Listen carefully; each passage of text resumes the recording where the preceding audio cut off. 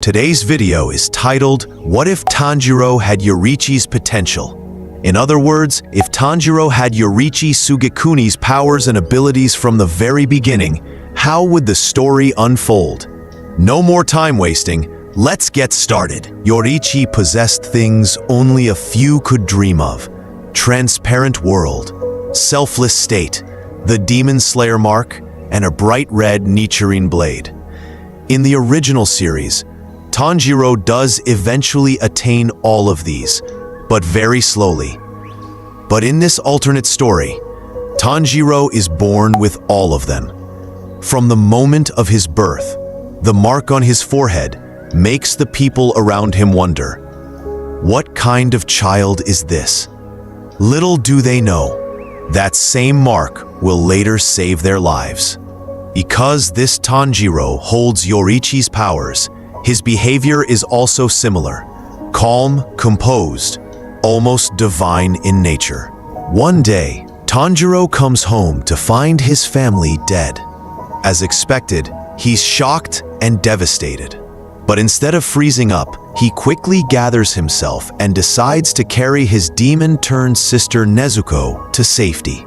But on the way, Nezuko wakes up as a demon and attacks him. However, Tanjiro instantly knocks her unconscious. At that moment, Giyu Tomioka appears to kill Nezuko, but Tanjiro blocks his attack. Giyu is stunned. Not only did this kid survive a demon attack, but he also stopped a Hashira-level strike at such a young age. Giyu, impressed and baffled, asks, "Who are you? And why is a demon girl with you?" Tanjiro explains everything. At first, Giyu doesn't believe him. But when Nezuko regains consciousness and doesn't attack anyone, Giyu is convinced that these two siblings aren't ordinary at all. He sends them to Urokodaki for training. Tanjiro completes Urokodaki's training with ease. While others took weeks to slice the giant boulder, Tanjiro does it in just a few slashes. Urokodaki is stunned by his rapid progress. Once Tanjiro masters water breathing and total concentration breathing, he's allowed to take the final selection. Tanjiro enters the final selection, but this time it's not like the original. From the moment he steps into the mountain, his presence alone sends nearby demons running away. His aura is so intense, they sense death before even confronting him. And then it happens. He encounters the Hand Demon, the same one that killed many of Urokodaki's students. The Hand Demon rushes toward Tanjiro, but this time, Tanjiro sees everything. Thanks to the transparent world, he can observe the muscle movements of the demon and predict every attack. The Hand Demon tries multiple moves, but nothing lands. Frustrated, the demon goes for his final, most powerful strike. But Tanjiro, calm and composed, takes a deep breath, and in one clean, precise slash, he decapitates the demon before it even realizes what happened. After surviving the final selection, Tanjiro returns to Urokodaki and is gifted a Nichirin sword by Haganezuka. The moment he touches it, it instantly turns bright red. Haganezuka is shocked. A red blade is a rare sign. It's said to appear only in the hands of the chosen ones, like a legendary swordsman from 500 years ago. The connection is clear. This child is something special. With his power now officially recognized, Tanjiro is given missions by the core headquarters. And unlike the original story, he clears every mission with ease. Whether it's tracking demons or saving villages, he's finishing assignments in half the time. Eventually, Tanjiro is sent to Mount Natagamo, where he faces the terrifying spider demon family, including Rui, Lower Moon 5. This time, Tanjiro doesn't struggle. As he's about to kill Rui, the massive father spider demon suddenly appears and throws Tanjiro far away. But before father can land a second attack, Tanjiro has already moved. He performs a breathing form mid-air and slashes the demon's neck before anyone can see it happen. His speed is so overwhelming, even Rui is shaken. He starts wondering, is this boy a Hashira? Or something beyond that? And then, Rui is next. Just as Rui begins to attack, he sees a slash flying toward him. He tries to dodge, but he can't. A burning, sun-like blade cuts through the air and strikes him. Rui is defeated. A lower moon demon, a loyal servant of Muzan, killed in moments. The death of Rui shakes the demon world. Muzan Kibutsuji, now alarmed, summons all the lower and upper moons to his dimensional infinity fortress. He's furious. Who killed Rui? This wasn't a normal demon slayer, and he's not a Hashira either. His powers, his sword, they resemble Yoriichi. And just like that, Muzan starts remembering. The memories of Yoriichi Tsugikuni come flooding back. His fear, once buried, returns, raw and real. For the first time in centuries, the Demon King feels threatened. After Rui's death, Muzan doesn't repeat his old mistake of killing the lower moons out of rage. This time, he takes a more strategic approach. If one demon slayer, not even a Hashira, can kill a lower moon this easily, then this isn't just strength. This is something else. This is Yoriichi's shadow returning. Muzan deploys all remaining lower moons and even sends upper moon 6, Gyutaro and Daki, to eliminate the threat. Tanjiro is recovering from his last battle, but barely has time to breathe when he's ambushed. He's surrounded, not by 1 or 2, but by 6 to 7 demons at once, including powerful lower moons and the upper moon duo. They attack simultaneously, aiming to overwhelm him. But Tanjiro is not just any slayer now. Using sun-breathing, transparent world, and his red blade, he fends them off, protecting Nezuko the whole time. However, the real challenge begins now. Tanjiro manages to finish off the lower moons using all forms of sun-breathing. But just when he's about to catch a breath, Gyutaro and Daki launch a coordinated assault. They've been watching from the shadows, waiting for Tanjiro to slow down. Now, injured and exhausted, Tanjiro begins to falter. This might be it. But just when hope seems lost, the Hashira arrive. In a flash, Giyu, Rengoku, Shinobu, and other Hashira arrive. Their swords gleam.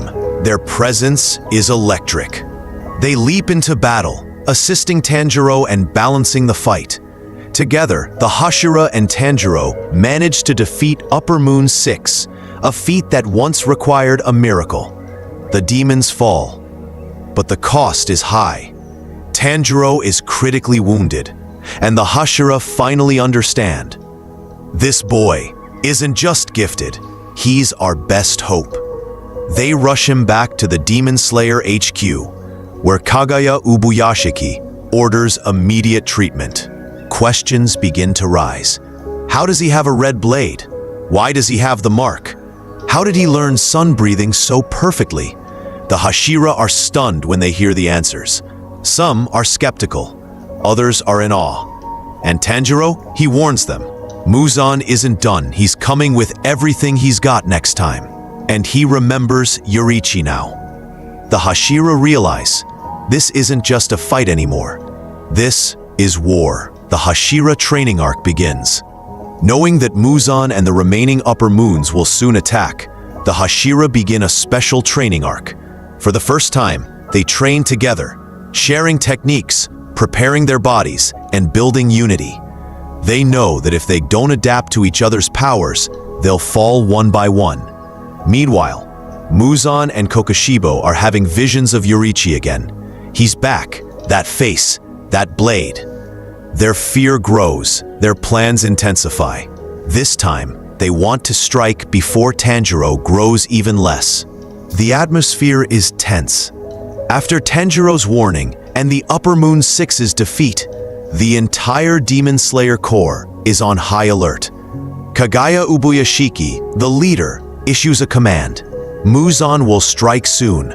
Prepare every Slayer. The final battle is near. Muzan's fear turns into fury. At the Infinity Castle, Muzan paces restlessly. He can no longer dismiss the resemblance. Tanjiro is not just powerful. He's the second coming of Yoriichi Tsugikuni. And that terrifies Muzan to his core. Instead of eliminating the lower moons like he did before, he begins organizing his army. This time, he plans to use every single demon, lower moons, upper moons, even hidden ones, for a massive surprise attack. The Demon Slayer Trap. What Muzan doesn't know is that the Demon Slayer Corps is ready. This time, they're setting the trap. The Hashira are stationed strategically. Tanjiro is placed at the center. The bait Muzan can't resist. The first to fall into the trap? Doma, Upper Moon 2. As careless and overconfident as ever, he walks right into a multi-Hashira ambush. Giyu, Sanemi, and Shinobu attack with perfect coordination. Doma is powerful, yes, but this time he's outmatched. Giyu's calm, Sanemi's fury, and Shinobu's poison tactics work together to corner and eliminate him. Doma, the arrogant Upper Moon, is finally gone. One by one, the Upper Moons are hunted and taken down in isolated battles. Akaza faces Rengoku and Tanjiro together, and after an intense, emotional fight, he's defeated, finally answering for what he did at the Mugen train. Hantengu, with his clones, is taken out by Muichiro and Mitsuri, now more powerful after training. Gyoko and Kaigaku fall next, thanks to Genya, Zenitsu, and Inosuke, each fighting at their peak. The Demon Slayer Corps isn't just surviving this time. They're winning. Kokushibo's last stand. Only Kokushibo, the terrifying Upper Moon 1, remains. The brother of Yoriichi, a demon for centuries, and he senses the end is near. He fights Gyome, Muichiro, Sanemi, and Genya in a visually epic battle. The damage is massive, the casualties almost certain. But the teamwork, the sacrifice, and their combined resolve ultimately take Kokushibo down.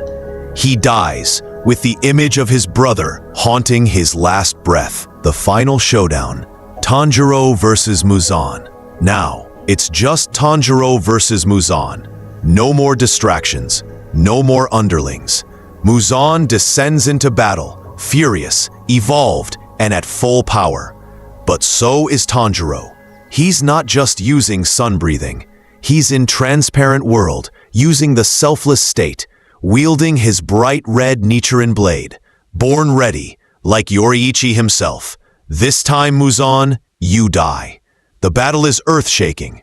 Tanjiro lands hit after hit, dodging with near precognition. Muzan is overwhelmed. And then, just when Muzan tries to escape, the rest of the Hashira arrive, battered but alive. They surround him. No mercy, no escape. This time the Demon Slayers don't let him run. Muzan's end, and a new era. After hours of intense fighting, sacrifices, and near-death moments, Muzan finally falls. His regeneration stops. His body burns under the sunrise, and this time, he doesn't survive. The reign of demons ends. Tanjiro stands, not as a hero, but as the one who carried Yoriichi's legacy to its rightful end. Aftermath. No Hashira die this time. The presence of Tanjiro from the start changed everything. Nezuko stays human. The cure worked early enough to protect her completely. The world slowly recovers. The Demon Slayer Corps disbands with honor, remembered for ending the darkest chapter in human history.